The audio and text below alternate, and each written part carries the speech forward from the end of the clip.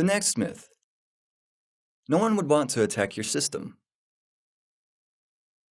It's hard to determine the origin of this myth. In all probability, you're letting a real-world experience influence your perception of virtual security. You know that there are some districts you can walk safely through at night, and you assume that your business computer network is very much like this safe, well-lit area. You don't have any lowlives living in it, and everything has always been all right. Geographical distance is not a factor in the internet, though. Even if your neighborhood seems to lie far from any threat, it doesn't mean that it'll be so in the next 10 seconds. 10 seconds is a long time in the virtual computer system's world. Where there are no boundaries or distance, your neighbors can change very quickly. Computer systems can be targeted with a number of different attack techniques. The least sophisticated types of attacks are launched by so-called script kids, people who rely on resources found on the internet for their exploits. They launch codes and tools developed by other people to have fun watching the results of their juvenile actions. These results could include computer hangs and gaining connection or control over targeted computers. This is, however, only a small chunk of threats. Script kids attacked blindly. If your domain has a popular name, it's enough to make you a potential target. Attacks that are targeted at specific systems are a much more serious threat. If you consider your network resources less valuable, you probably won't be a direct target for big criminal groups. Targeted intrusions use computer systems indirectly as zombie networks, or botnets, to avoid detection and further exploits. This is a concern for all computers. If your device is connected to the internet, there's a possibility it will become a zombie computer. You won't be attacked because someone's itching to see your holiday photos. You'll be attacked because your neutral computer can be used to send information or launch an attack on a specific target. There's always a risk that a spammer or attacker will want to exploit your system. Another myth. It's possible to successfully protect users from malicious and unwanted software.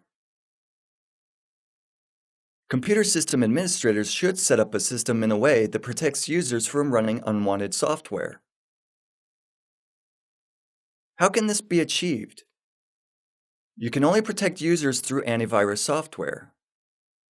The drawback is that antiviruses only detect a small portion of threats.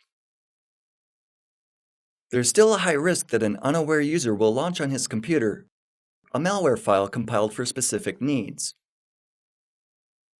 This doesn't require knowing how to use an assembler or 16 years of coding experience.